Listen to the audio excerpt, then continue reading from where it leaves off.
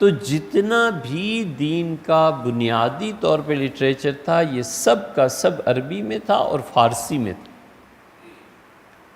English میں نہیں آیا اب تک، اردو میں نہیں آیا، فرانسیسی میں آیا، عربی اور فارسی کے علاوہ فرانسیسی میں اس لیے کہ اسپین، فرانس، یہ سارے علاقے، الجزائر، ان سب میں یہ زبان بولی جاتی تھی، اب بھی بولی جاتی ہے، تو بڑے بڑے جید علماء پیدا ہوئے اور انہوں نے فرانسیسی زبان میں لکھا۔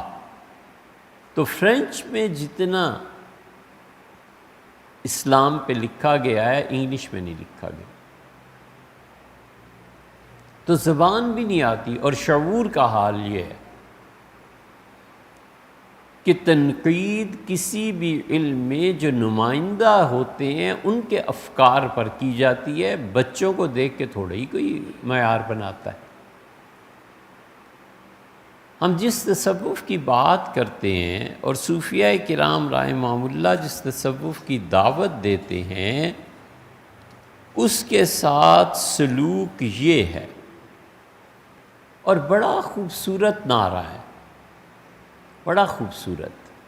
ایک یہ چیز کہ اس دین کے مقابلے میں ایک دین صوفیوں نے گھڑ لیا ہے، اور ایک اس سے بھی دل فریب نعرہ ہے، دل اس کی طرف مائل ہوتا ہے۔ وہ دل فریب نعرہ یہ ہے کہ آؤ خالص دین تلاش کرے، اصل دین کی طرف لوٹو، کتاب و سنت کی طرف لوٹو۔ یہ اتنا دل فریب نعرہ ہے، اتنا دل فریب کہ سینکڑوں نہیں ہزاروں کو ہم نے گمراہ ہوتے دیکھا کہ اصل دین کیا ہے جی، وہ 73 نمبر بس کون سی ہے جی، ہم تو اس میں چڑھیں گے۔ اور یہ نہیں سوچتے کہ خالص دین تمہارا جن بنیادوں پر قائم ہے، اگر ان کا انہدام ہو جائے تو جانا پھر کدھر؟ خالص دین، ہم تو جی بس اللہ کی کتاب کو مانتے ہیں اور سنت۔ بڑا اچھا ایک یہودی نے جواب دیا، جامع الازہر میں اس کا مناظرہ ہو رہا تھا مصر میں، اس سے کوئی اعتراض کیے اسلام پہ، تو یہ جواب دے رہا تھا جامع الازہر کا استاد۔ تو اس نے کہا کہ یہ تمہارے ہاں حدیث میں آیا ہے، اس نے کہا قرآن کی بات کرو۔ اس یہودی کو شبہ پڑ گیا کہ کوئی گڑبڑ ہے، اس سے کہا کہ حدیث میں یہ آیا ہے۔ بار بار جب کہا تو اس کا حدیث کو چھوڑو، اس کا تم حدیث کو نہیں مانتے؟ اس نے کہا نہیں میں حدیث کو نہیں مانتا، قرآن کو مانتا۔ اس کا تم تو خود کافر ہو، میں نے تم سے کیا بحث کرنی ہے؟ مجھے تو وہ آدمی بتاؤ جو مسلمان ہو، اس سے بحث کروں اسلام پہ، تم تو خود کافر ہو، حدیث کو نہیں مانتے، تمہارے ساتھ کیا بحث؟ مناظرہ ختم کر دیا اس نے کہا نا مسلمان کوئی لاؤ اس سے بات کروں۔ تو اس لیے خالص دین حدیث میں کہاں آیا ہے؟ یہ بڑے دل فریب نعرے ہیں، کبھی ان چیزوں میں نہیں پڑنا چاہیے۔ امت جس تسلسل کے ساتھ دین ایک نسل سے دوسری نسل کو منتقل کرتی چلی آئی ہے، پھر تیسری نسل، پھر چوتھی نسل، پھر اب تک 20 نسلیں ہوئی ہیں کہ 50 ہوئی ہیں، ایک نسل سے دوسری نسل کو جو چیزیں منتقل ہوتی آئی ہیں، اگر وہ شرعی حدود سے نہیں ٹکراتی تو وہ دین ہی ہے۔ اور شرعی حدود کون متعین کرتے ہیں؟ وَإِمَّا مجتہدین رحمہم اللہ نے متعین کیے تھے، خالص دین کا نعرہ لگانا۔ اللہ نے کہا الا للہ الدین الخالص، خالص دین اللہ کا، سچا دین اللہ کا، زندگی گزارنے کا طریقہ، عقیدہ۔ تو خالص دین کی دعوت کی طرف بلاتے ہوئے تصوف میں رد کرتے ہیں، کہتے ہیں یہ دین نہیں ہے،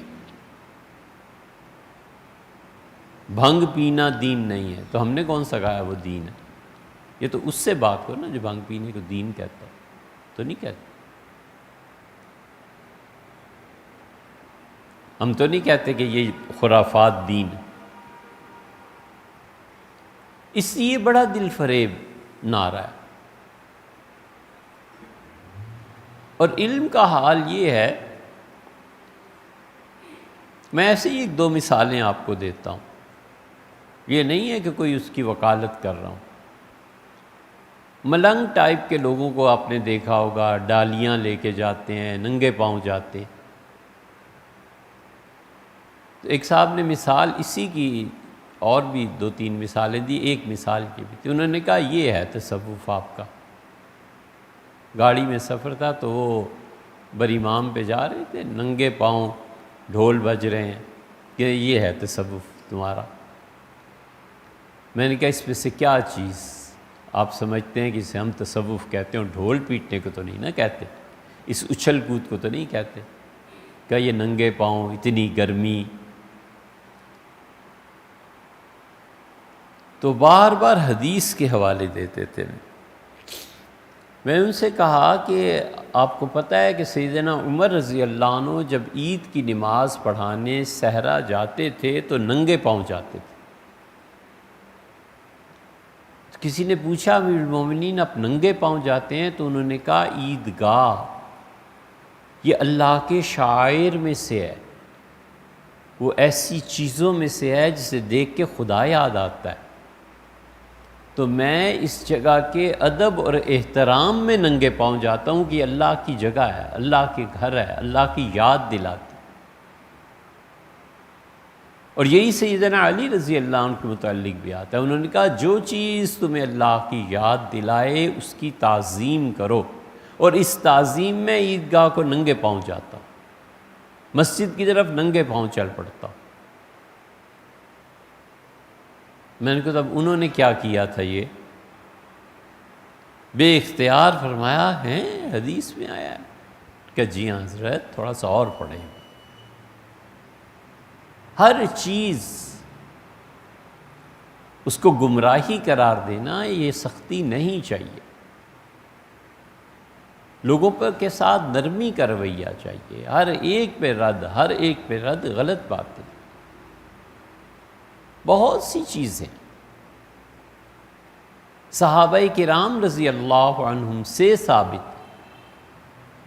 کیا وجہ، ضرورت کیا ہے اس پہ اعتراض کرنے کی؟ اس کی زد میں قرون اولا آتے ہیں تو دین خالص دین، اور پھر سارے صحابہ کرام رضی اللہ عنہم پہ فتویٰ تھوڑے ہی دیا جا سکتا ہے۔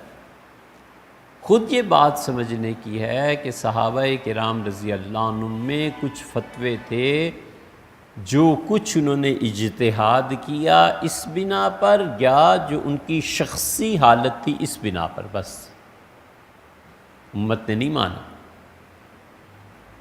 کہا حضرت کا فتویٰ ہے بس ٹھیک ہے، ان کی اپنا ذاتی اجتہاد ہے، ہم اس کے مقابلے میں جو پوری امت ہے اس کو نہیں چھوڑیں گے۔ دو مثالیں آپ کو اس کی دوں۔ قربانی کیا ہے؟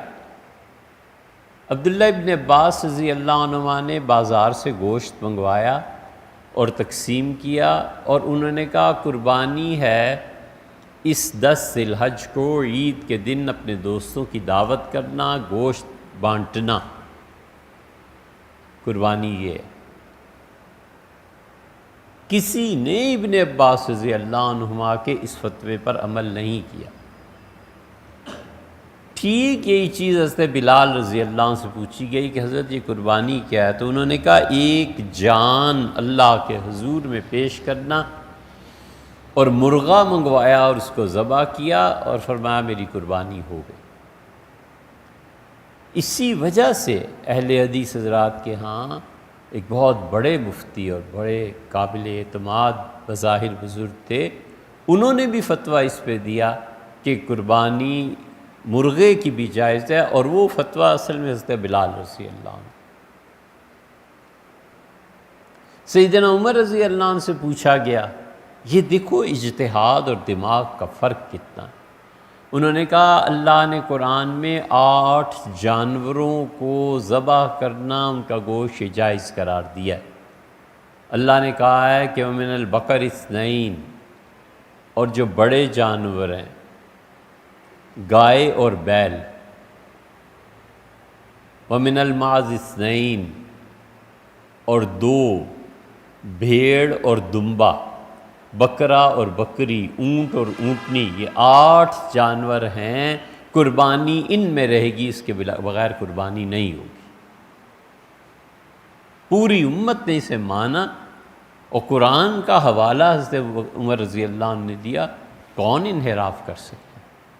کون ہٹ سکتا ہے؟ یہ اجتہاد